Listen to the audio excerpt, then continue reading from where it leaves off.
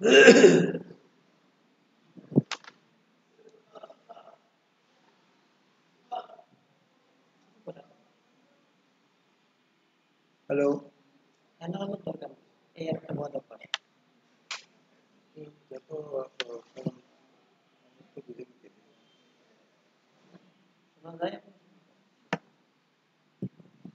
কিছু লাইন আছে?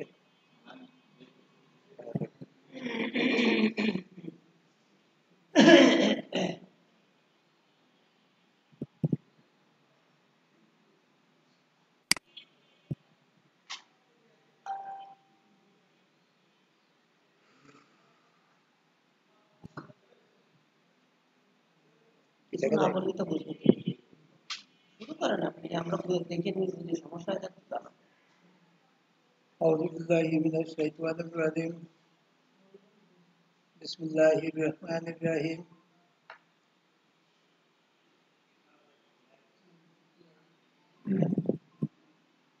হোমিও জ্ঞান বিনিময় কেন্দ্রের দূরের ও কাছের সাথী বন্ধুগণ, আসসালামু আলাইকুম ওয়া রাহমাতুল্লাহি ওয়া বারাকাতুহু।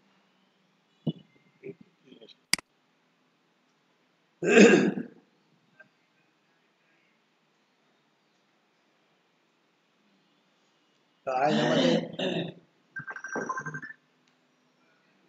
আলোচ্য বিষয় সিপিলিনাম ঔষধ। সিপিলিনাম ঔষধের সাথে সিফিলিস মায়াজম প্রসঙ্গ কম বেশি আলোচনা করব, যেহেতু টাইম লিমিটেড, সেহেতু আমরা স্বল্প সময়ের মধ্যে যতটুকু সম্ভব প্রয়োজনীয় আলোচনাটুকু করার চেষ্টা করব।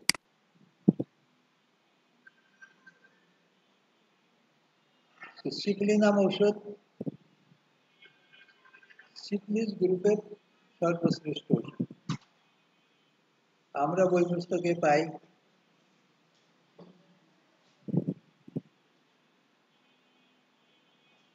সিফিলিসের রাজা মার্কসল।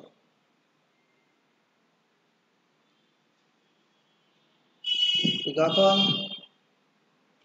মার্কসল করেও আমরা ব্যর্থ হতে থাকি,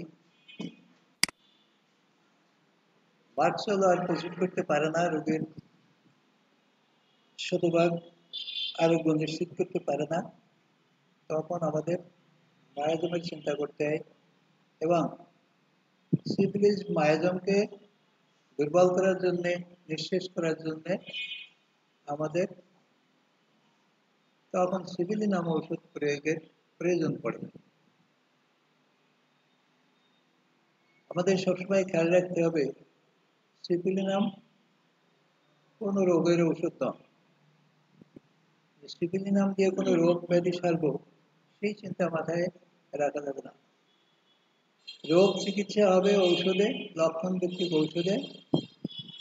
যদি আমার ঔষধ কোনো কারণবশত ব্যর্থ হতে থাকে, এইটা আসছে কেন বারবার, এখানে তো কিছু দিচ্ছে, কিছু রিয়েকশন দিচ্ছে। তো যখন সিপিলিনাম গ্রুপ বা সিপিলিস দোষ কোনো চিকিৎসায় বিঘ্ন সৃষ্টি করতে থাকবে, তখন আমাদেরকে ভাবতে হবে রোগী কোন গ্রুপের, কি শরিক পেশেন্ট, না সাইকোটিক পেশেন্ট, না সিফিলিটিক পেশেন্ট। যদি কিনা সিফিলিটিক পেশেন্ট হয়, সেই ক্ষেত্রে আমরা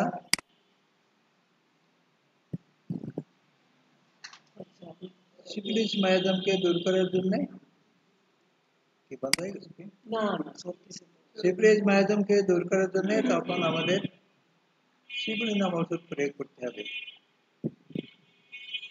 এক এক বই পুস্তকে এক এক রকমের আমরা নিদর্শন পাই, তবে অনেকে এই ব্যাপারে একমত যে মায়াজমকে দুর্বল করতে হলে সবসময় মায়াজমেটিক ওষুধকে উচ্চ শক্তিতে প্রয়োগ করতে হয়। ডাক্তার হাসান মির্জা ওনার বইয়ে লিখে গেছেন, উনি সরাসরি সিএম ওষুধ প্রয়োগ করতেন। অ্যান্টি মায়াজমেটিক ওষুধ যখন দিতেন, তখন সিপিলিনাম হোক, মেটোলিনাম হোক, ব্যাসিলিনাম হোক, এটা সিএম শক্তিতে উনি প্রয়োগ করেছেন। এই লেখাটা আবার হচ্ছে। তো যাক, আমরা যে শক্তিতেই প্রয়োগ করি না কেন উৎস শক্তিতে প্রয়োগ করতে হবে, এ ব্যাপারে কোনো দ্বিধাদ্বন্দ্ব নাই। কারণ আমরা যদি এইসব ওষুধগুলোর উৎপত্তি স্থল খুঁজি, কি দিয়ে এই ওষুধগুলো তৈরি হয়েছে, তাহলেও আমরা বুঝবো যে এটা কখনোই নিম্ন শক্তিতে প্রয়োগ করা উচিত না। এর কারণ এই সিপিলিনাম ওষুধ তৈরি হয়েছে সিফিলিস রোগগ্রস্ত রোগীর পুঁজ থেকে।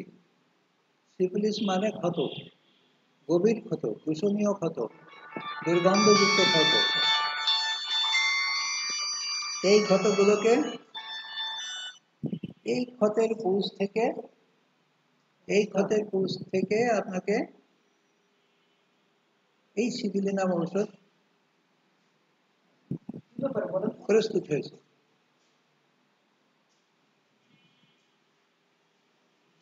আমরা আচ্ছা, তো ওই ওই জন্য তো ওই দিকে যেতে পেলাম, কারণ এখানে বসে এগুলো আমার তো স্মৃতি বিভ্রাট করে।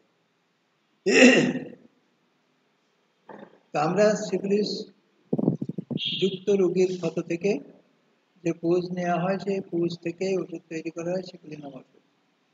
সাইকোসিস দোষজ রোগীর শরীরের পুঁজ থেকে নিয়ে যে ওষুধ তৈরি করা হয় সেটা হচ্ছে মেডোরিনাম। টিবি রোগীর ক্ষত থেকে পুঁজ সংগ্রহ করে যে ওষুধ তৈরি করা হয় সেটা হলো ব্যাসিলিনাম। তার মানে এই মায়াজমেটিক ওষুধগুলো সব দূষিত ক্ষতের পুঁজ থেকে ওষুধগুলো তৈরি। যেহেতু দূষিত ক্ষতের পুঁজ থেকে ওষুধগুলো তৈরি, সেহেতু এই পুঁজের অংশ তো এই ওষুধের ভিতরে বিরাজমান। যখনই উচ্চ শক্তিতে ওষুধ প্রযুক্ত হয়, উচ্চ শক্তিতে ওষুধ তৈরি করার সময় বারবার ডাইলিউশনের ফলে কোনো পদার্থ ওষুধের মধ্যে থাকে না। এই পদার্থের গুণগুলো ঔষধ হিসেবে কাজ করে। যখন উচ্চ শক্তিতে প্রয়োগ করে তখন মূল পদার্থের কোনো অংশ সেখানে থাকে না। অতএব এতে যে আমাদের কোনো ঘৃণা, ক্ষতি, ভয়, এই ধরনের চিন্তা ভাবনা মাথায় আসার কোনো সুযোগ থাকে না, প্রয়োজন পড়ে না। এই জন্যই উচ্চ শক্তিতে প্রয়োগের কথা বলা হয়েছে। যেমন এইটা যদি বলা হয় যে মাদার খাওয়াতে হবে, তাহলে মাদার মানে কি? মাদার মানে তো অরিজিনাল ফুড। তাহলে সেইটাতে কি মানুষের কল্যাণ করবে? করবে না, সেটা উল্টো ক্ষতি করবে। ক্ষতি করবে না, কারণ ওটা স্থূল মাত্রায় প্রয়োগ করা হচ্ছে, ওটাতে আরো রোগীর ক্ষতি করবে। হ্যাঁ, 200ও অনেকে দেয়, 200ও অনেকে দেয়। যেমন আমি ব্যক্তিগতভাবে 200 দিই না, আমি সর্বনিম্ন 10 আমি প্রয়োগ করি। আমি তো প্রথমত সিপিলিনাম ওষুধটি প্রয়োগ করব, কাকে, কোন ক্ষেত্রে, কখন প্রয়োগ করব। তাহলে সিপিলিনাম গ্রুপটাকে, সিফিলিস রোগী কে, সিফিলিস দোষে দুষ্ট কে, সেইটা খুঁজে বের করতে গেলে আমাদের জানতে হবে যে সিফিলিসের ধরনটা কি, সিফিলিস রোগটা কি, সিফিলিস আসছে কোথা থেকে, কি কি দেখলে আমরা বুঝবো যে এই লোক সিফিলিস দোষে দুষ্ট। সিফিলিসের সর্বপ্রথম কথা হলো ক্ষত, ক্ষত, চর্মরোগ, পুজ, দুর্গন্ধ, এইগুলো হচ্ছে সিফিলিসের প্রথম পরিচয়। চর্মরোগ হলেই কি তাহলে সিফিলিস ধরবো আমরা? না, সব চর্মরোগ সিফিলিস না। কোনগুলো সিফিলিস? নাম্বার 1, যদি জননাঙ্গে ক্ষত হয়, সেইখানে সন্দেহের অবকাশ আছে, সিফিলিস দোষ যুক্ত ক্ষত হতে পারে। কিন্তু সেই ক্ষতে থাকতে হবে কি প্রচুর ব্যথা, দুর্গন্ধ এবং পুজ। এই তিনটের সমন্বয়ে সংমিশ্রণ না থাকলে এই ক্ষতকে সিফিলিস ক্ষত বলা যাবে না। তাহলে পুজ, দুর্গন্ধ, ব্যথা, এই তিনটে থাকতে হবে। জননাঙ্গ বাদেও শরীরের যে কোনো জায়গায় যদি এরকম ক্ষত হয়, সেটাও সিফিলিস দোষ তার মূলে নিহিত, সেটা আমাদের বুঝতে হবে। সিফিলিস দোষ তার মূলে নিহিত। যদি ক্ষত এমন হয় যে ক্ষত আছে, চর্মরোগ আছে, রস ঝরে, বুল ঝরে, এতে তেমন কোনো দোষ টোষ নাই, গন্ধ নাই, এই ক্ষত সাইকোটিক, এই ক্ষত সাইকোটিক ক্ষত।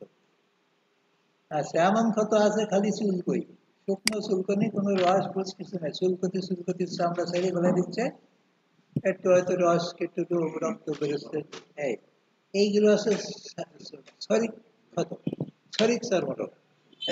তাহলে আমরা এইভাবে চর্মরোগ দেখে কোন রোগী কোন গ্রুপের সেটা শনাক্ত করতে পারি। তো তখন আমরা কোন রোগী কোন গ্রুপের এভাবে শনাক্ত করতে পারছি, তখন আমরা মূল রোগের চিকিৎসা যখন দিতে এক পর্যায়ে ব্যর্থতায় পর্যবেসিত ব্যর্থ হচ্ছি, তখন আমরা কি করছি, তখন আমরা কোন মায়াজমের বাধার কারণে আমার ওষুধ কাজ করছে না,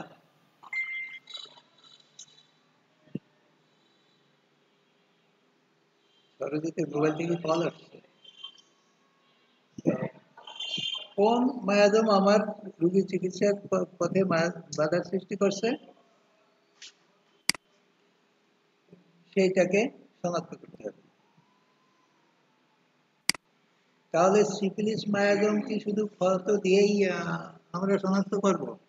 না, সিফিলিস মায়াজম শনাক্ত করতে গেলে আমার সিফিলিসের চরিত্র বিচার করতে হবে, তার মন মানসিকতা বিচার করতে হবে, তার চেহারা সুরত আকার আকৃতি দেখেও আমাদের শনাক্ত করতে হবে। কারণ সবার দেহে যে চর্মরোগ প্রস্ফুটিত আছে তা তো না। যদি সবার দেহে চর্মরোগ থাকে তাহলে তো রোগী সব এক ক্লাসের, এক ধরনের। কিন্তু পৃথিবী তো ত্রিদোষে দুষ্ট, যার কারণে এখন তো ওই এক কোয়ালিটি নিয়ে কোনো রোগী আমাদের সামনে আসে না, কারণ আমরা যারা জটিল রোগী দেখি এগুলো আমরা হাড়ে হাড়ে উপলব্ধি করি। তো যদি আপনারা দেখেছেন কিনা কোনো কোনো মানুষের হাত পায়ে আঙ্গুল কয়টা, 20টা, 20টা না, 21 আঙ্গুল 22 আঙ্গুল ওয়ালা মানুষকে দেখেছেন? হ্যাঁ, এই যদি 21 আঙ্গুল 22 আঙ্গুল ওয়ালা মানুষের বুঝতে হবে যে ক্রনিক সিফিলিটিক পেশেন্ট, এর বাপ দাদার পূর্বপুরুষ থেকে সিফিলিস দোষ হয়ে আসছে। যদি দেখা যায় আঙ্গুল 19টা জন্মগতভাবে, আঙ্গুল 19টা জন্মগতভাবে, তাহলেও বুঝতে হবে যে ক্রনিক সিফিলিটিক পেশেন্ট। আর ক্রনিক সিফিলিটিক পেশেন্ট মানে ক্রনিক রোগী যারা, এরা সহজে মরে না, সহজে মরে না। এই ক্রনিক, এরা সহজে মরে না, এরা যে কোনো রোগে আক্রান্ত হোক ভোগে। কারণ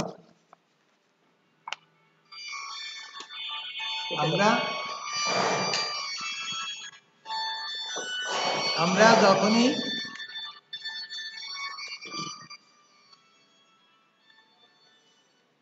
কেন এরা সহজে মরে না, যেমন আমি যদি সবার সাথে তাল মিলিয়ে চলি,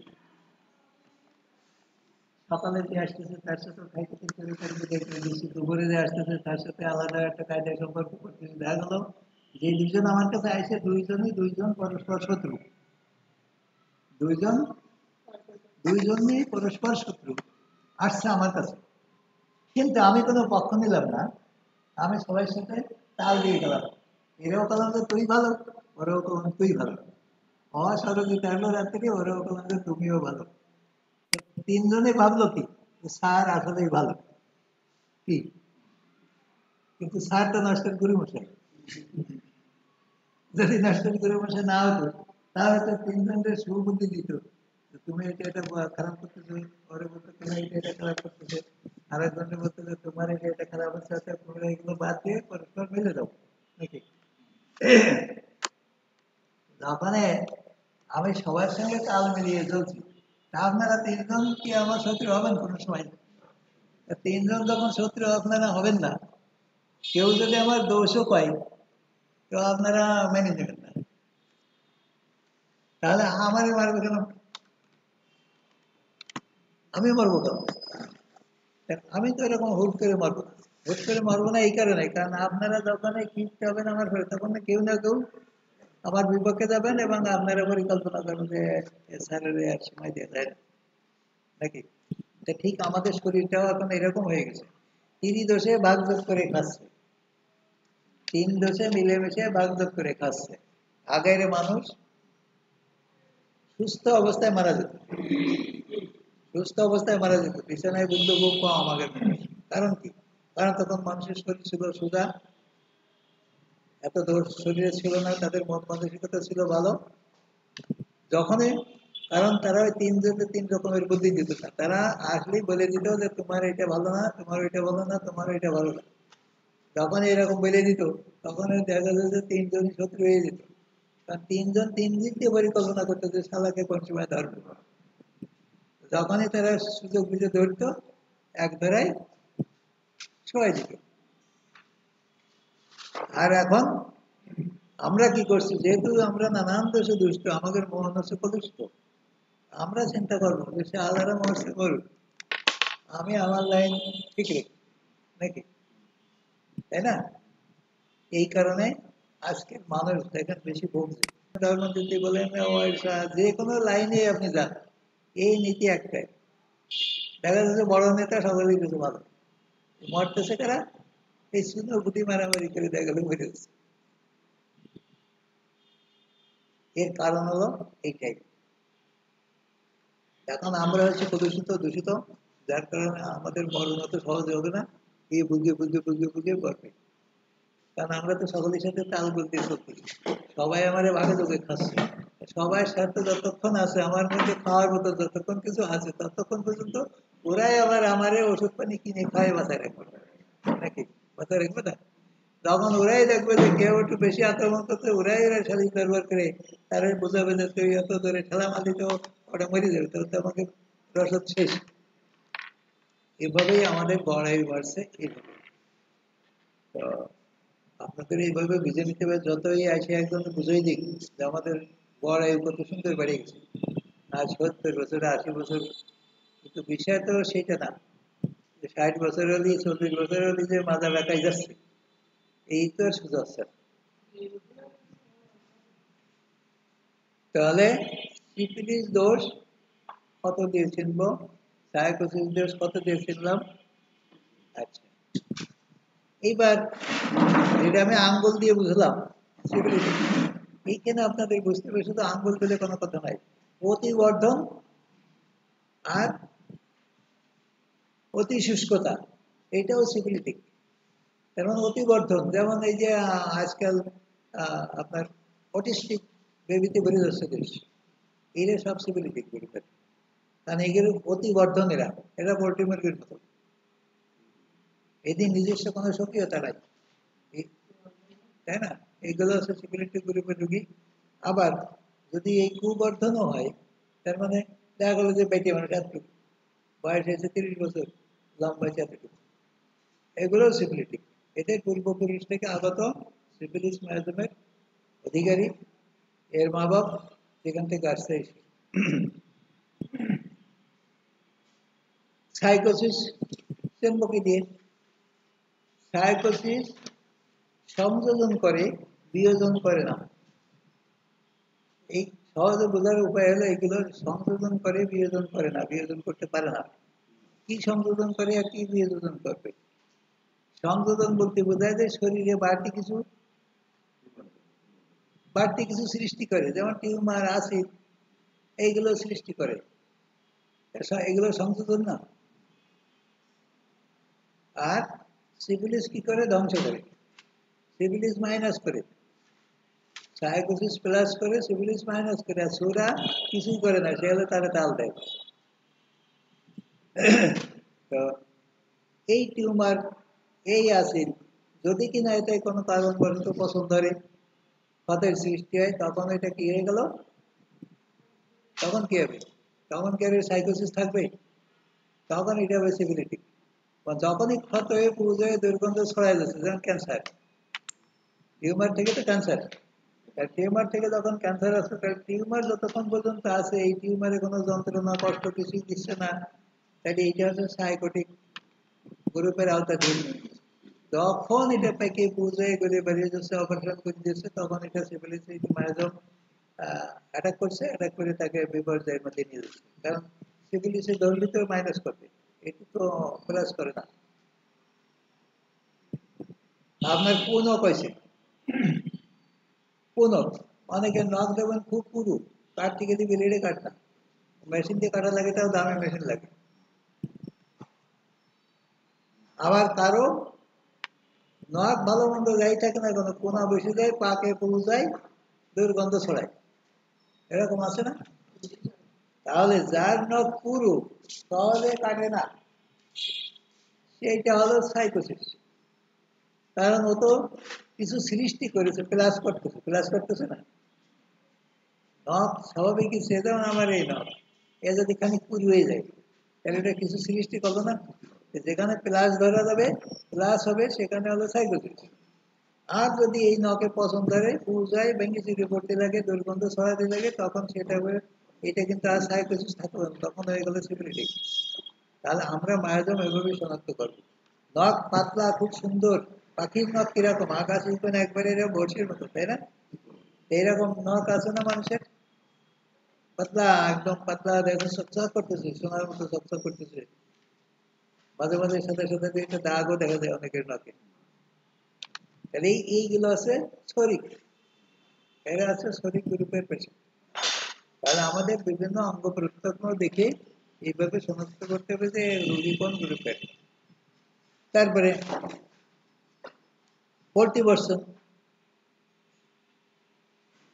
কেউ আছে দ্রুত পড়া মুখস্থ করে চলে যায়, কেউ আছে দ্রুত পড়া মুখস্থ করে চলে যাচ্ছে, কাল সকালে ধরলে তা বলতে পারে না, আসলে না এরকম?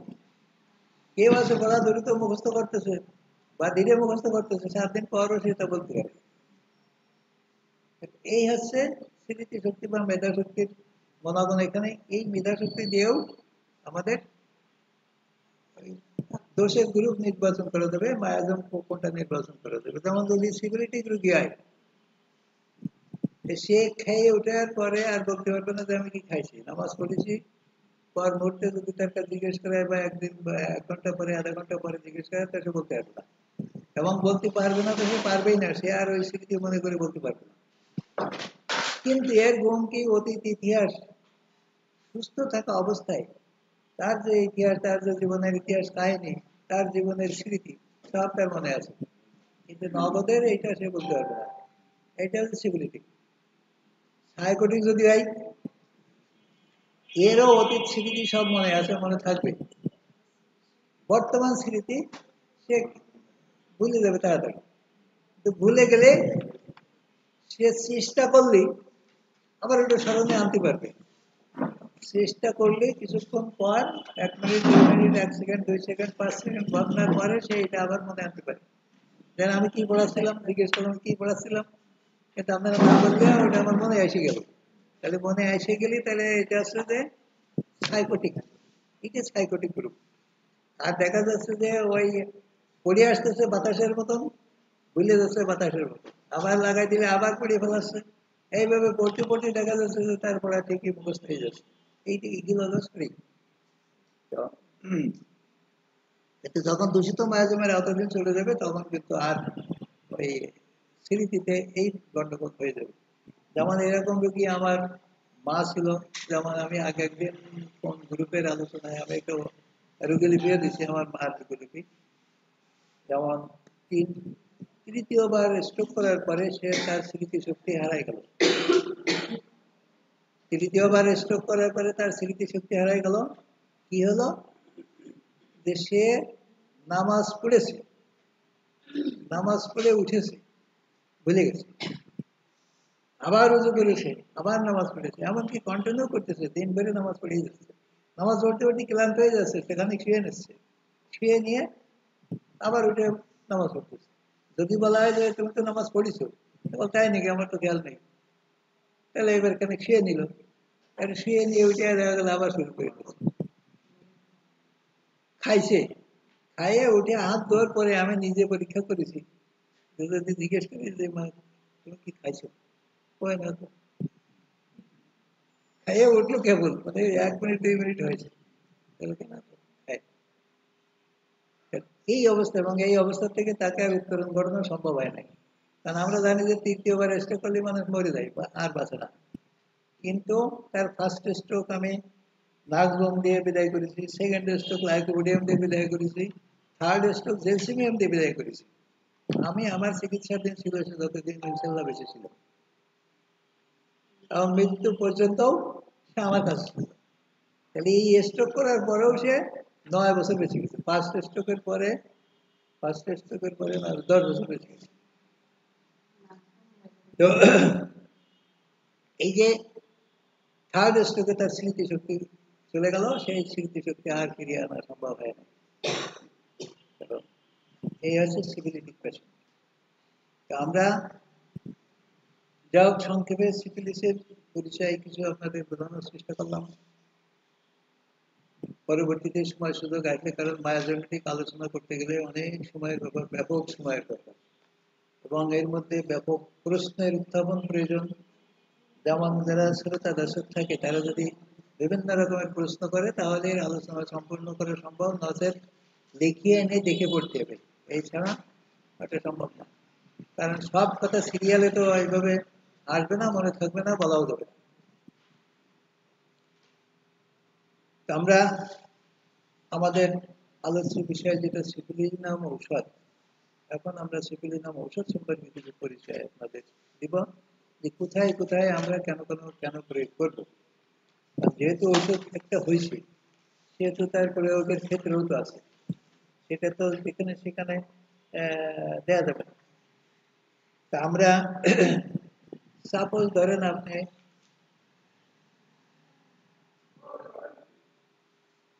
লাকিসিস ওষুধ, খুব ডিপ মেডিসিন, লাইকোপোডিয়াম ওষুধ, খুব ডিপ মেডিসিন, এইসব ওষুধগুলো রোগীর ক্ষেত্রে প্রয়োজন পড়ে। কারণ আমার মায়ের উদাহরণ যখন দিলাম, আমি তাকে দিয়েই আপনাদের বুঝাই, কারণ ওই সময় কিন্তু আমি এত বুঝি না, এখন যতটুকু বুঝি, তখন যদি বুঝতাম হয়তো চেষ্টা করতে পারতাম তার স্মৃতিশক্তি ফিরানো যায় কিনা, সেই চেষ্টা তো করতে পারি না, কারণ আমি তো এত দূর তখন বুঝি না। তো সে যখন নামাজ পড়ে ভুলে যায় বারবার, আমি এসে দেখি যে সে নামাজ পড়তেছে, বাইরে যাওয়ার সময় দেখি নামাজ পড়তেছে, মানে নামাজ পড়েই যাচ্ছে, এবং গল্প শোনা যায় আমার ওয়াইফের কাছে যে সারাদিন সে নামাজ পড়তেছে, ক্লান্ত হয়ে যায় আবার শুয়ে পড়ে, কারণ শরীর দুর্বল। তা আমি একদিন খেয়াল করে দেখি যে সে নামাজ পড়ছে, ঠ্যাং একদম লম্বা করে দিই, মানে বাম ঠ্যাং লম্বা করা, মানে সামনের দিকে, তা পশ্চিম দিকে পা দিয়ে তার আমাদের নামাজ পড়ার কোনো বিধান নাই। আমি জিজ্ঞেস করছি যে তুমি পা লম্বা করে দিয়েছো কেন, আর তার নিজের অসুস্থতার কথাও সে অত ক্লিয়ার ভাবে আমাদের বলতে হতো না, বোঝাতে পারতো না। এমনি সে স্বাভাবিক খাচ্ছে দাচ্ছে, চলাফেরা তার সব ঠিক আছে, কোনো সমস্যা নাই। হয়তো আহ আমার বাসায় তখন মোটরের পানি সাপ্লাই ছিল না, টিউবওয়েল চাপতে হতো, গোসল করতে যাওয়ার সময় তাকে টিউবওয়েল চেপে পানি দিলে সে নিজে গোসল করতো, বাথরুমে যাওয়ার সময় তাকে পানি বদনায় ভরে দিলে সে বাথরুম সেরে আসতে পারতো একা একা। এই ক্ষমতা তার মৃত্যুর পূর্ব মুহূর্ত পর্যন্ত ইনশাল্লাহ বহাল ছিল। তো এখন ঠ্যাং লম্বা করে দিয়ে নামাজ পড়ি, তা বলছি যে তুমি ঠ্যাং লম্বা করে দিয়ে নামাজ পড়ছো কেন, তো কয় যে আমার তো পায়ে ব্যথা। কোন জায়গায় ব্যথা? তাহলে বাম হাঁটুতে ব্যথা, বাম হাঁটুতে ব্যথা। ধর্মোন্মাদ, ধর্মোন্মাদ একটা গুরুত্বপূর্ণ লক্ষণ। যে দেখবেন অনেক লোক আছে যে নিজে নামাজ পড়ে না, অথচ ওই কোথায় দুইজনে বসে তিনজনে বসে কথা বলছে, সে আস্তে ধীরে ওখানে যেয়ে দাঁড়ায়, দাঁড়াই শোনে যে কি কথা হচ্ছে, তখন ওই কথার ফাঁকে সে ঢুকে যাবে, ঢুকে যাইয়ে সে ফতুয়া কিছু ঝেড়ে দেবে। যদি ধর্ম সংক্রান্ত হয়তো এরকম দেখা যায় সে নিজে নামাজ পড়ে না, কিন্তু তেড়িয়া আড়িও তর্ক বাধায় আপনার মাতৃও জাতীয় হতে পারে, দেখা যাচ্ছে যারা মাতৃ যাচ্ছে সে 5 ওয়াক্ত নামাজ পড়ে আর ও মোটো পড়ে না। এই হচ্ছে এই গ্রুপের রোগীর দোষ। এখন ধর্মোন্মত্ততা, তার মানে সে যে সারাদিন নামাজ পড়ে, এটা তো স্বাভাবিক না, এটা তো উন্মত্ততা, এটা হলো পাগলামি, এটা হলো পাগলামি। নামাজ পড়ার একটা নিয়ম আছে, শৃঙ্খলা আছে, সময় আছে, নির্ধারিত আছে না? তা আপনি যদি সারাদিন ওই এক কাজ করতেই থাকেন, তাহলে সেটা তো উন্মত্ততার পর্যায়ে যাবে। তাহলে ধর্মোন্মত্ততা অত্যন্ত গুরুত্বপূর্ণ লক্ষণ। বাম পায়ের হাঁটুতে ব্যথা, এটা আর একটা লক্ষণ। ওষুধ লেগেছিস, হ্যাঁ, কারণ বাম পায়ের বাম অঙ্গের রোগ ব্যাধি ট্রিটমেন্ট হবে লেগেছিস, তাই না? তাহলে ওষুধ লেগেছিস, আপনি লেগেছিস আমি দিলাম তাকে, দেখেন তার ওই নামাজ পড়াও ঠিক হয়ে গেল এবং হাঁটুর ব্যথাও ঠিক হয়ে গেল। পরে আমি দেখি যে সে আর পা গুছিয়ে নামাজ পড়ে এখন, স্বাভাবিক যেভাবে বসে পড়তে হয় সেভাবে, কারণ হাঁটুতে ব্যথা নাই। যদি আমার তখন জ্ঞান থাকতো, মানে আমি যদি বুঝতাম ভালো, তাহলে অবশ্যই সামনে আগানোর চেষ্টা করতাম। যেহেতু তার এই ধর্মোন্মত্ততাও গেল, পায়ের ব্যথাও গেল, ল্যাকিসিস ওষুধ দিলাম, হয়তো এরপরে ল্যাকিসিস আরো উচ্চ পটেন্সি দিতে হতো, অথবা আমরা অ্যালবেটিক চিন্তা ভাবনা করে তাকে সিভিলি নাম ওষুধ দিতে হতো। কিন্তু সেটা তো আমি বুঝতাম না তখন, আমি তো করতে পারি। এইভাবে ব্যর্থতা থেকেও আমাদের কিছু শেখার প্রয়োজন আছে, বিষয় আছে। তাহলে আমরা সিপিলি নাম প্রয়োগ করব কোথায়? যেখানে আমরা দেখছি যে অগঠন কুগঠন, অগঠন কুগঠন ক্ষত পচন দুর্গন্ধ, অগঠন কুগঠন ক্ষত পচন দুর্গন্ধ। তারপরে শীতকাতর হলেও বিছানার গরমে বৃদ্ধি, শীতকাতর হলেও বিছানার গরমে বৃদ্ধি, তার মানে শীতকাতর হওয়ার ফলে সে হয়তো গরম পছন্দ করে, কিন্তু সেই গরমটা বিছানার গরমের বৃদ্ধি সে সহ্য করবে না, বিছানার গরমের বৃদ্ধিটা তার সহ্য হয় না। তারপরে স্মৃতি শক্তির দিকে গেলে, মানসিক লক্ষণের দিকে গেলে, তার মানসিক লক্ষণ তো আমি আগেই বিবরণ দিলাম যে তার স্মৃতি শক্তি দুর্বল, সে পড়াশোনায় ভালো, সব কাজে ভালো, কিন্তু তার কিছু মনে থাকে না, তার কিছু মনে থাকে না। তখন তার কিছু মনে থাকে না, এবং তাকে স্মরণ করাই দিলেও স্মরণে সে আনতে পারে না। এই যে স্মরণ করাই দিলেও স্মরণে আনতে পারে না, এটা হচ্ছে হাইলি সিবিলিটিক পেশেন্ট। কারণ স্মরণ করাই দিলেও তার এটা আর মনে ধরছে না। তো তারপরে অত্যন্ত বদরাগী, বদমেজাজি। কেমন বদমেজাজি সেটাও আমি কিছুক্ষণ আগে আপনাদের ক্লাসে আলোচনা করলাম, যে সে আপনাকে খুন করে ফেলতে পারে, কোনো কথা নাই। আর যদি আপনাকে সে শত্রু হিসেবে একবার শনাক্ত করে, তা আপনাকে সে মারবেই, এর কোনো ব্যত্যয় সে ঘটতে দেবে না। কারণ সে সবসময় তার নিজের নিরাপত্তা নিয়ে ভাবে, নিজের জীবন নিয়ে ভাবে, নিজের স্বার্থ নিয়ে ভাবে। আর সাইকোসিস যদি হয়, তাহলে সে আপনার প্রতি ক্ষিপ্ত হলেও আপনার প্রতি তার রাগ থাকবে, কিন্তু সে চিন্তা ভাবনা করবে কিভাবে কি করা যায়। এবং এই যারা বেশি চিন্তা ভাবনা করে কাজ করতে যায়, এরা কিন্তু আসলে বড় রকমের ক্ষতি মানুষের করতে পারে না, পারে না। কিন্তু মনে মনে তার একটা সুপ্ত রাগ তার থেকে যায়। আর শরীর হলে কি হয়, যার রাগ হয়েছে, আর সে যদি কারে দোস্ত তোমার কি হয়েছে, তুমি ওর উপর এত রাগ করেছো কেন, ও তো আমার কাছে মাপ চাইছে, বলেছে যে তোমার দোস্ত তোমার উপরে রাগ করেছে, তা তুমি একটু দোস্তের বলে দিয়ে নাই, যারা সে অনুতপ্ত, সে মাপ চাইছে আমার কাছে। তাহলে আচ্ছা ঠিক আছে, মানে এইখানে আর কোনো সমস্যা নাই। ও যেমন রাগ হবে বাতাসের মতো পড়বে, আবার পানি দিলে সহজে ঠান্ডা হয়ে যাবে।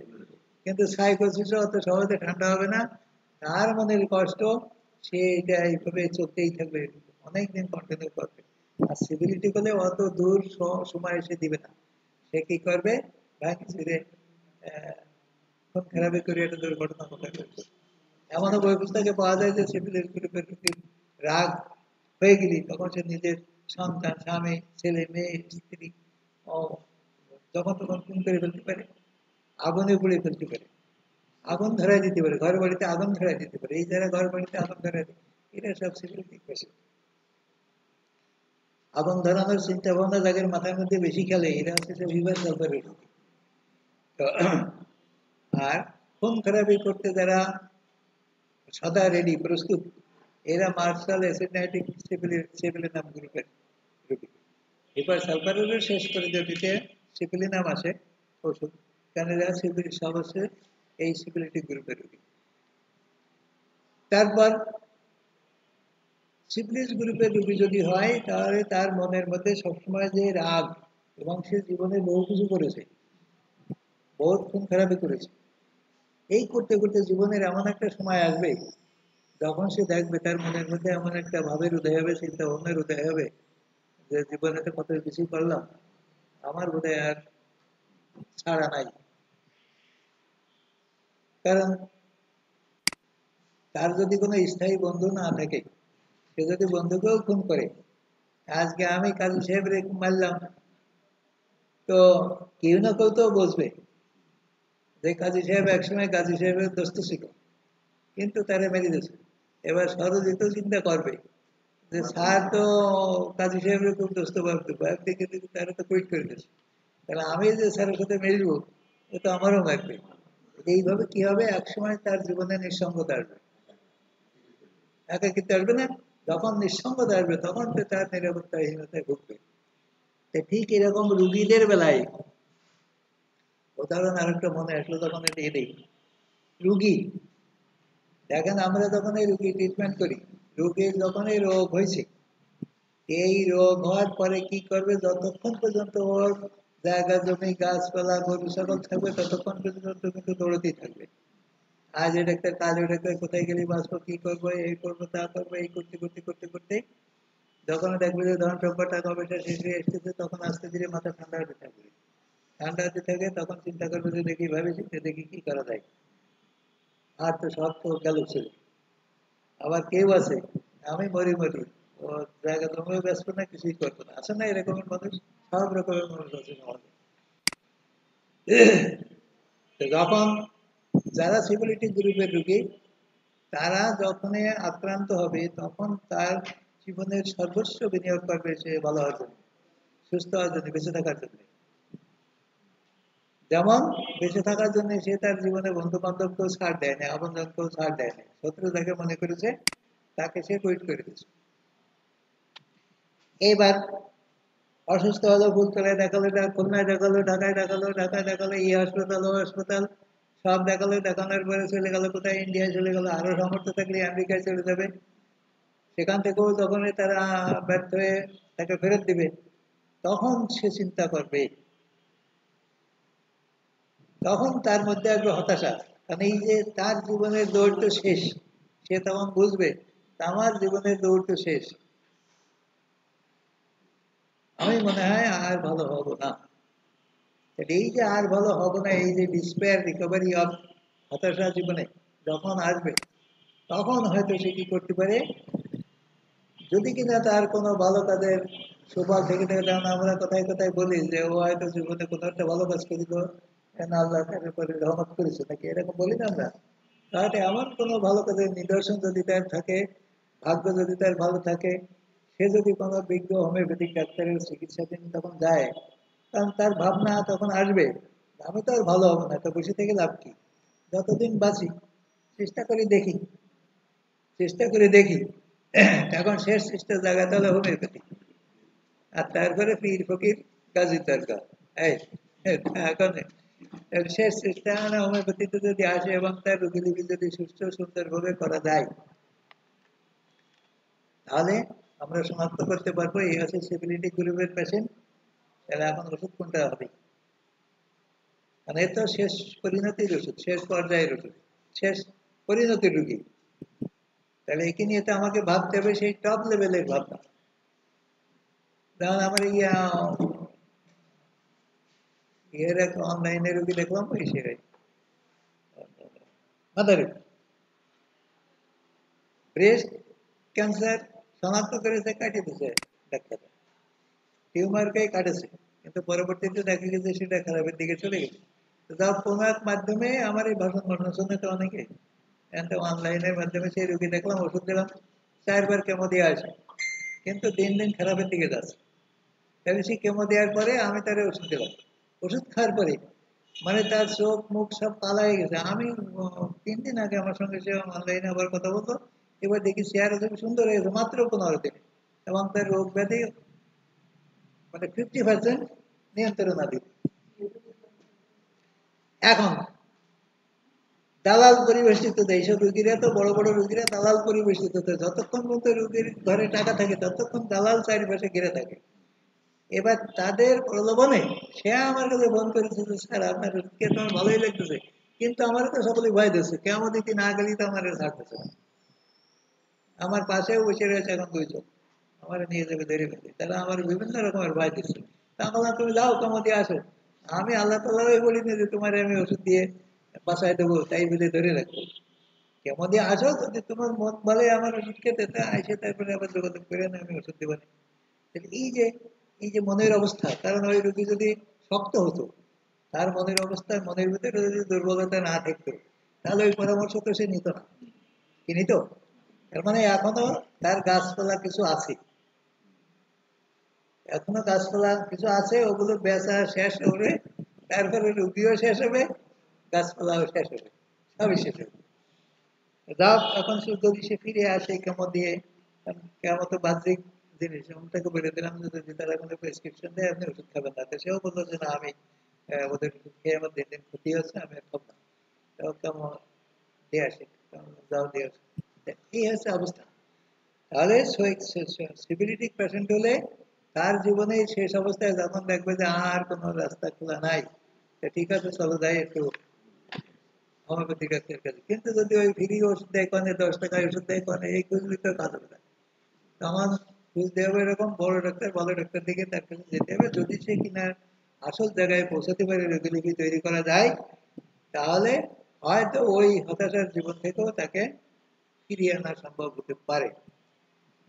তো এই হচ্ছে সিভিলি নাম ওষুধ কোথায় প্রয়োগ করব, তার শারীরিক এবং মানসিক লক্ষণ যেগুলো বললাম। তাহলে অঘটন, কুঘটন, ক্ষত, পচন, দুর্গন্ধ। অঘটন, কুঘটন, ক্ষত, পচন, দুর্গন্ধ। তারপরে এই যে আহ, শীতকাতরতা সত্ত্বেও বিছানার গরমে বৃদ্ধি, শীতকাতরতা সত্ত্বেও বিছানার গরমে বৃদ্ধি, যে ল্যাপ না হলে সে শুতে পারে না, গরম কালেও তার কেতা কাপড় লাগে, ল্যাপ লাগে, কিন্তু পা বাড়িয়ে দিয়ে রাখতে। আছে না রোগী এরকম, যে যত শীত পড়ুক পা লেপে তেলে নিতেই পারবে না। তাহলে পা লেপে তেলে নিতেই পারবে না, যে সার করে দিল সিভিলি নাম মেরে দিলাম, কিন্তু তা কিন্তু দিয়ে না, কারণ পা লেপে তেলে নিতে পারে না। সালফার, সানিকেলা, ক্যালকেরিয়াকার, বেডোরিনাম, সিপিলিনাম, আর পালসিডিলা, এইরকম অনেক ওষুধ আছে। সবসময় চেষ্টা করতে হবে রোগীলিপি তৈরি করে তার কোন ওষুধ তার শরীরে কখন প্রযোজ্য সেটা প্রয়োগ করতে হবে। তাহলে মূল পয়েন্ট হলো এইগুলো, এইগুলো দেখে আপনারা চিন্তা করতে পারেন, চিন্তা করবেন যে এই রোগীকে সিপিলিনাম প্রয়োগ করতে হতে পারে যদি কিনা আমার মূল ওষুধ ব্যর্থ হয়, ব্যর্থ হতে থাকে। যেমন আমার মায়ের যে উদাহরণ দিলাম, তাকে যদি ল্যাকেসিসে করে আমি আরো সুশক্তি ল্যাকেসিস দিতাম, সেখানেও যদি আমি তার স্মৃতি শক্তি ফিরে না আসতো, তখন যদি আমি তাকে সিপিলিনাম দিতাম, হয়তো ফিরে আসতেও পারতো। আসতো কিনা বলা যায় না, কারণ তার বয়স হয়ে গেছিল অনেক, 80-র উপরে গেছিল বয়স, অনেক বয়স হয়ে গেছিল, সেখান থেকে যে ফিরে আসবে সেটাও আশা করা যায় না। তারপরেও আমার তো জ্ঞানের একটা ঘাটতি রয়ে গেল, যে প্রয়োগ করে যদি আমার জানা থাকতো তাতে আমি প্রয়োগ করতে পারতাম, কিন্তু সেটা তো আমার জানা ছিল না। তো তাহলে এই যে কোন নখের রোগী যদি আসি, যদি দেখা যায় যে তার নখ পচে দুর্গন্ধ ছড়াচ্ছে, সেই ক্ষেত্রে আপনারা ভাবতে পারেন যে সিপিলিনাম দিতে হতে পারে, কিন্তু তার আগে রোগীর লক্ষণাদি সংগ্রহ করে, লক্ষণাদি সংগ্রহ করে দেখা যাচ্ছে তার সাইলেশিয়া হতে পারে, তার ক্যালকেরিয়া সালভ হতে পারে, তার হিপার সালভার হতে পারে, তার মার্কসাল হতে পারে, নেট্রাম সালভ হতে পারে, সিপিলিনামও লাগতে পারে, মার্কসালও হতে পারে। তাহলে কোনটা যে হবে আমাকে তো সেইটা আগে ওষুধ নির্বাচন করে ওষুধ প্রয়োগ করে দেখতে হবে ওষুধে কি করে। যদি ওষুধে ফয়সালা দিতে পারে আলহামদুলিল্লাহ, যদি ফয়সালা দিতে না পারে তখন আমাকে ভাবতে হবে যে আমি তাকে সিফিলিনাম ওষুধ প্রয়োগ করব। তো সিফিলিস রোগীদের কিছু পরিচয়, লক্ষণ তো সংক্ষেপেই বলে দিলাম, আর বেশি বিস্তারিত প্রতি পয়েন্টে পয়েন্টে যদি ব্যাখ্যা করতে হয় তো সে তো আরো অনেক সময় ব্যাপার। তো সিফিলিস গ্রুপের রুগী আরো আমরা কিভাবে চিনব সেটাও আমাদের আহ, জানা থাকা দরকার, বা জানা থাকলে ভালো হয়। শিশু চিত্র, শিশুকালে দেখা যাচ্ছে যে কোন সন্তানের জন্ম হচ্ছে ক্ষত নিয়ে, সারা গায়ে চর্মরোগ নিয়ে, এরকম জন্ম থেকে এরকম চর্মরোগ নিয়ে জন্মে আমি দেখি না এখনো। তবে বই পুস্তকে আমরা যেটা পাই, যেহেতু বই পুস্তকে আছে, আমাদের পূর্বসূরি ডাক্তার সাহেবরা লিখে গেছে, আমাদের যারা গুরু সমপর্যায়ে তারা লিখে গেছে, নিশ্চয়ই আছে, ছিল। আজকে হয়তো পাই না, তার কারণেও, তার পিছনে কারণই ত্রিদোষ। কারণ আমরা তো ত্রিদোষে দুষ্ট, সবাই ভাগে যোগে খাই। অতএব ওখানে কেউ মাথা ছেড়ে দিয়ে ওঠে না, বোঝে যে আমি মাথা ছেড়ে দিয়ে উঠলে ও তো সাথে গেলে মেরে আমাদের উপায় কি হবে, তাই না? এখন আগে হয়তো এটা পাওয়া যেত, এবং এই চর্মরোগ গুলো এত মারাত্মক ছিল যে জন্মকালের থেকেই সৃষ্টি হতো এবং শিশু মারাই যেত। এই ক্ষেত্রে আসছে কি, মাতা পিতা তাদের জীবনে অর্জিত সিফিলিস দোষে দুষ্ট, এবং এইটা হচ্ছে তাদের জীবনের প্রথম সন্তান। এইটা হলো তাদের জীবনের প্রথম সন্তান। যদি কিনা এই শিশু রোগীদের রোগ শনাক্ত করে, লক্ষণাদি শনাক্ত করে উপযুক্ত চিকিৎসা করা যায়, এরা আরোগ্য হতে পারে। কারণ এদের সিফিলিস দোষের ভিত অত মজবুত না, কিন্তু শরীর উচ্ছ্বাস বেশি, শরীর দোষটা বেশি রয়ে গেছে, যার কারণে চর্মরোগ নিয়েই জন্ম হয়েছে এবং তার আকারও তীব্র, তার ধরনও তীব্র। এই তীব্রতাকে যদি কোনো রকমে তার রোগীলিপি তৈরি করে সঠিক ওষুধটা নির্বাচন করা সম্ভব হয়, আর রোগী যদি আরোগ্য সীমার বাইরে চলে যায়, সেক্ষেত্রে তো তার ওষুধ নির্বাচন করা সম্ভব হবে না। সম্ভব হলে তাকে আরোগ্য করা যেতে পারে। সেকেন্ড স্টেজের রোগী, সেকেন্ড স্টেজের রোগী হবে যদি এই মাতা পিতার সন্তান দ্বিতীয় সন্তান, তার উপরে প্রভাবটা কেমন পড়বে। তার উপরে প্রভাবটা এরকম পড়বে, এর শরীরেও এইরকম ক্ষত, পোড়া, আসিল, বাগি ইত্যাদি হতে থাকবে, ইত্যাদি হতে থাকবে। তার জীবনে এগুলো একের পর এক ঘটতে থাকবে। এই ঘটতে ঘটতে যদি কিনা তার ওরকম রোগীলিপি তৈরি করে সুস্থ সুন্দরভাবে সঠিক ওষুধ নির্বাচন করা যায়, সেও আরোগ্য হতে পারে। আর আমরা যদি সুস্থ সুন্দর রোগীলিপি করার সুযোগ না দিয়ে বিভিন্ন প্যাথির পিছনে ছুটে বেড়াই, তাহলে সেই ক্ষেত্রে রোগী জটিল থেকে জটিলতার দিকে যেতে থাকবে। কারণ দোষ তো তার শরীরে বিরাজমান, যেহেতু দোষ শরীরে বিরাজমান, সে তো খারাপের দিকেই নিয়ে যাবে। হয়তো মাথায় জ্বালা হয়েছে, আপনার প্যারাসিটামল খেয়ে মাথায় জ্বালা সেরে গেল, কিন্তু শিরা আজে শুকিয়ে যাবে, এই তো আর কেউ ঠেকাতে পারবে না। কারণ যে দোষ সেটা তো রয়ে গেছে শরীরে, দোষটা রয়ে গেছে না। তাহলে দোষ যখন রয়ে গেছে, তখন দোষে তো তার কাজ করতেই থাকবে। আর আমাদের হোমিওপ্যাথির কাজ হলো এই দোষকে নিয়ন্ত্রণে রাখা, দোষকে নিয়ন্ত্রণ করা, দোষকে শেষ করা। শেষ করা যদি সম্ভব নাও হয়, তবে সে শরীরে থাকলেও মাথা ছাড়া দিয়ে আর উঠতে পারবে না, যদি কিনা সঠিক লক্ষণে সঠিক ওষুধ প্রয়োগ করা হয়। ক্ষতিকারক ক্ষমতা তার রহিত হয়ে যাবে। তো আমরা থার্ড স্টেজের রুগী কোনগুলো? থার্ড স্টেজের রুগী হবে এই মাতা পিতার যদি তৃতীয় সন্তান হয়, সেই তৃতীয় সন্তানের আকার আকৃতি কিরকম হবে, তার শরীরে আসতে পারে এরকম প্রতিবর্ধন, অঘটন, কুঘটন, যেটা বললাম, দূষিত কত, পচা দুর্গন্ধ ইত্যাদি, মানে এই শেষ পর্যায়ের লক্ষণ যেগুলো, সেইগুলো নিয়ে তার জন্ম হবে। সেই ক্ষেত্রেও এও আরোগ্যযোগ্য যদি কিনা সঠিকভাবে রোগীলিপি তৈরি করে তখন তার চিকিৎসা করা যায়। কিন্তু যদি বিভিন্ন বিষাদিনীর চিকিৎসার দ্বারস্থ হয়, বিভিন্ন বিষাদিনীর চিকিৎসা তারা নেয়, সেই ক্ষেত্রে রোগ চরিত্র জটিল হবে, তাদের শরীরেও জটিল হবে, তাদের পরবর্তী বংশধররা তারাও জটিল থেকে জটিলতর হবে। হ্যাঁ, জটিল কঠিন কোনগুলো রোগী? যদি দাদার দাদির সিফিলিস দোষে দুষ্ট ছিল, কি তার বাপ মা ছিল, কি তার বাপ মা ছিল, এইভাবে বংশ পরস্পরায় যত চলতে থাকবে তত রোগ চরিত্র হবে জটিল কঠিন কিন্তু সুপ্ত। সুপ্ত মানে আপনাকে কষ্ট দিবে কম, তিলে তিলে মারবে আপনাকে, তিলে তিলে ঠান্ডা মাথায় বাধ্য করে খাবে, কারণ সূক্ষ্মের শক্তি বেশি। যা যত সূক্ষ্ম তা তত শক্তিশালী। যখন বংশ পরস্পরে একটা দোষ আমার চলে আসতেছে, তখন সেটা কি সূক্ষ্মাতি সূক্ষ্ম হচ্ছে না, কারণ পরবর্তী জেনেটিক্যালি পরবর্তী প্রজন্মের পরে সেটাকে প্রবাহিত হচ্ছে।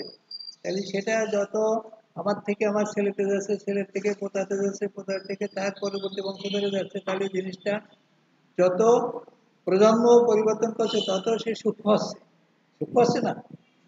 আর প্রথম অর্জিত সিভিলিজ মায়াজমের চেহারা স্পষ্ট দেখা যাচ্ছে, কারণ তার ক্ষতি কি, কারণ সে অত ক্ষতির দিকে যেতে পারে না, কারণ সে এখনো রয়েছে স্থূল পর্যায়ে। আর স্থূল পর্যায়ে থাকার কারণে সে হুট করে মেরেও ফেলতে পারে, আবার সঠিকভাবে যদি রোগী লিপি তৈরি করে তার ওষুধ নির্বাচন করা সম্ভব হয়, তাহলে তাকে বাঁচানো সম্ভব হতে পারে এবং সহজে আরোগ্য হতে পারে।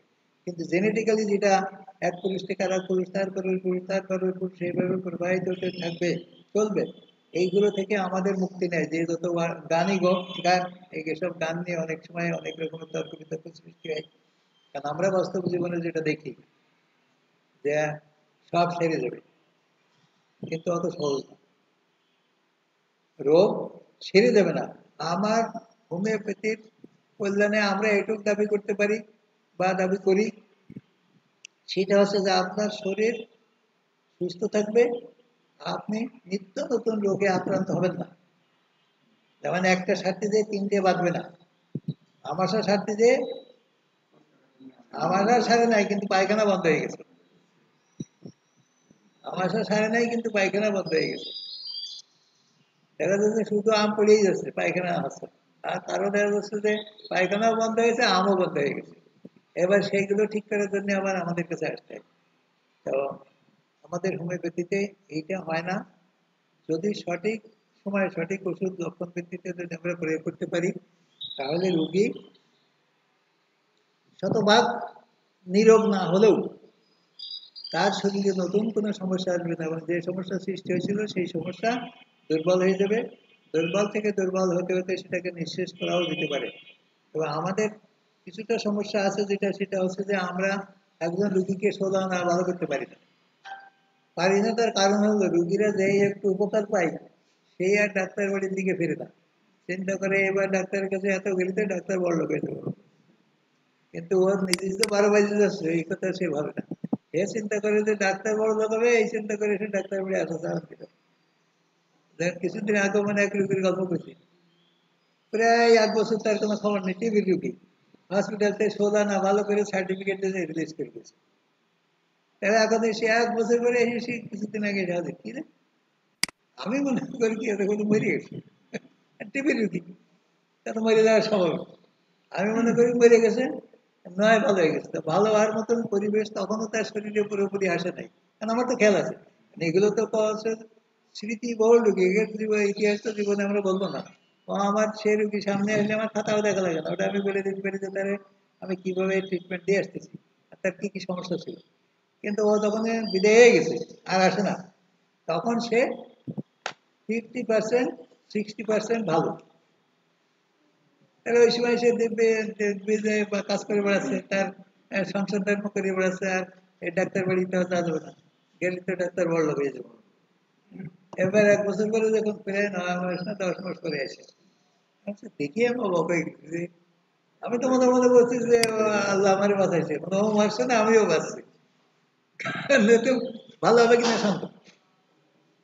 এইবার আবার আইসে যখন তার ব্যাপার কি, ও আজ স্যার আর কত ওষুধ খাবো, এই জন্য ভাবলাম যে খাবো টাবো না, খাবো না, আবার দৌড়ানোর দরকার কি ছিল, আবারও পড়ে থাকতাম।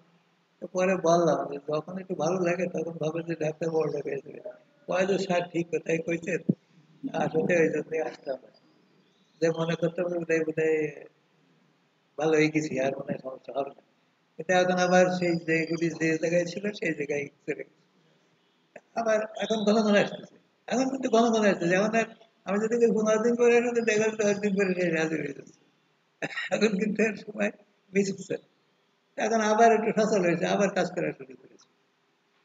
আর সে নিজে কাউকে কিছু করতে দেয় না, নিজের কাজ নিজে করে, বাড়ির কাজ নিজে করে, ছেলে মেয়েরা ঘুমায়, ছেলে মেয়েকে যদি মাতে একটু বকাবকি করে তাও তার মাথা খারাপ হয়ে যায়, যে ওরা এখন একটু জীবনের বিশ্রাম নেই।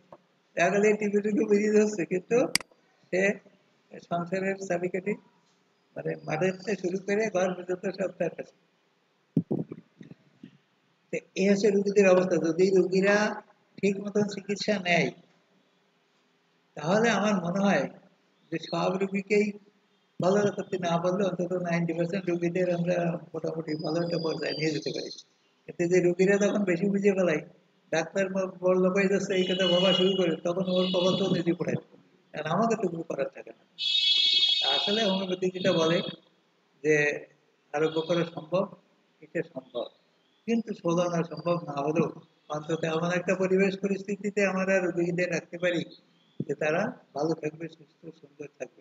যেমন আমার মায়ের যে গল্প দিলাম, সময় শেষ হয়ে গেছে। সে প্রথমে মানে আমি তাকে শর্ত দিলাম, যখন সে স্ট্রোক করলো গ্রামের বাড়িতে থাকে, তাহলে আমি আমার খবর দিল, তখন তো মোবাইলের যুগ না, এটা হচ্ছে 1988-89 সালের কথা। তা আমি আসলাম খবর পেয়ে, তাই সে আমি শর্ত দিলাম যে আমার ওখানে গেলে হোমিওপ্যাথিক ওষুধ খেতে হবে, আমি কিন্তু পয়সা দিয়ে অ্যালোপ্যাথিক ওষুধ কিনে কাজ করবো না। তাই এই শর্ত দিলে তাহলে বলতো যে তাহলে আমি তোমার ওখানে যাবো না। তুমি কোথায় যাবো, তখন তাহলে আমার খুলনায় নেট করে, খুলনায় আর এক ভাই থাকে, তাহলে খুলনায় নিয়ে দিয়ে আসলাম, আমি নিজেই নিয়ে দিয়ে আসলাম। এবার আমি প্রত্যেক সপ্তাহে যাই একবার দেখতে। 1 মাস পর সে কয় যে আমি আর খাবো না, আমি তো করে যাচ্ছি। কেন? আমার ঠ্যাংও দিন দিন দুর্বল আছে, মানে বাম পাশ করে যায় হয়েছে, আর পায়খানা বন্ধ হয়ে গেছে, ঘুম বন্ধ হয়ে গেছে। কারণ অ্যালোপ্যাথিতে তো অ্যান্টিবায়োটিক ঝেড়তেছে কায়দা করে। এবার আমি আরে খাবো না, তাহলে কি করবো, তা করে যে আমি হোমিওপ্যাথি খাবো। চলো এবার আমার আমি এবার, তাহলে আমার ভালো করে মনে আছে, ট্রেনে উঠবো তা সে উঠতে পারে না, বাসে নেওয়ার মতো না, কারণ ট্রেনে যা বাথরুমও আছে, কারণ সে তো রুগী, ট্রেনে তারা ধরে উঠাতে হবে, 2-3 জনে ঠেলে তাই ট্রেনে উঠে নিয়ে গেলাম। আমি থাকি যশোর, এবার যশোরে তাকে ট্রিটমেন্ট করে করে সে ভালো হয়ে গেল। ভালো হয়ে যাওয়ার পরে গুঁতো লেগে লাগালে আমি এখানে থাকবো না, আমি বাড়ি যাবো, এই আটটা জায়গায় আমি থাকতে পারি না। যাক, আটটা জায়গায় সে থাকতে পারবো না, চলে গেল বাড়ি, আবার নিয়ে আমি রেখে আসলাম। এবারে আবার বছর 1.5 বছর পরে আবার এবার ডাইন বাস ধরেছে। ডাইন বাস যখন ধরেছে তখন আবার খবর পাইছি, আবার খবর দিলে আবার নিয়ে আসলাম আমি, আবার ট্রিটমেন্ট করলাম। 2-3 মাস থাকলো ঠান্ডা, এবার ভালো হয়ে যায়, কয়ে যাবে আবার চলে। এবার 2-3 বছর পরে এবার স্ট্রোক করলো, তো খুব সিরিয়াস স্ট্রোক করলো, একবারে জ্ঞান ট্যান হারাই গেল। সে নড়তে চড়তে আর পারে না, কোনো কথাও শুনতে পারে না, খাওয়া দাওয়া সব বন্ধ। এইবার তারে ওই অসুখের অবস্থায় আমি জেলসিম্যান খয় খয় মোটামুটি তারে সুস্থ করে গাড়ি রিজার্ভ করে তারে আমি আমার বাসায় নিয়ে গেলাম। ওই সেই যে আমি নিয়ে গেলাম আমার বাসায়, সেখান থেকে 5 বছর পর সে মারা যাওয়ার পরে আমি তার গ্রামের বাড়ি নিয়ে আসছি। এই যে তার মৃত্যু পর্যন্ত সে ইনশাল্লাহ সুস্থ ছিল। যখন সে মরেছে তখনও সে নিজে নিজে উঁচু করতেছিল, উঁচু করতে করতে যখন বারান্দায় বসে উঁচু করতেছে, পা ধুতে যে ডান পা যখন ধুতে গেছে তখন সে পড়ে গেছে, তখন শীতে ওই পড়ে গেছে তো মরে গেছে। তো হোমিওপ্যাথিক ওষুধের এই গুণ, এটা জোর ইনশাল্লাহ বলা যায় যে রোগীকে শতভাগ সুস্থ করতে না পারলেও তাকে ভালো রাখা সম্ভব, সচল সবল রাখা সম্ভব। এই সচল সবল আমরা যে তাদের রাখবো সেই সুযোগটা তো আমাদের দিতে হবে। তারা যদি আমাদের সুযোগ না দেয় আমরা কিভাবে রাখবো? তো যাই হোক, আমি যথাসম্ভব চেষ্টা করলাম সিফিলিস গ্রুপ সম্পর্কে ধারণা দেওয়ার ও সিফিলিসের সাধারণ একটা কথা আপনাদের বলা হয়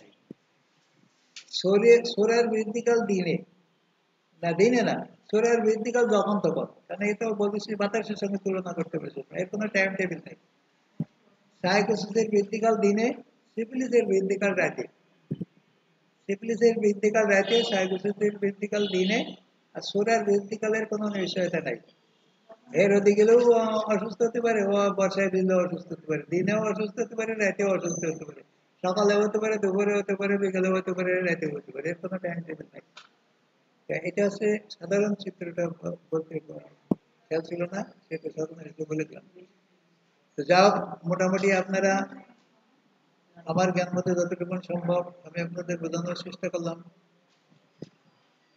যদি আপনারা এর থেকে উপকৃত হন তাহলে আমার এই কষ্ট সার্থক হবে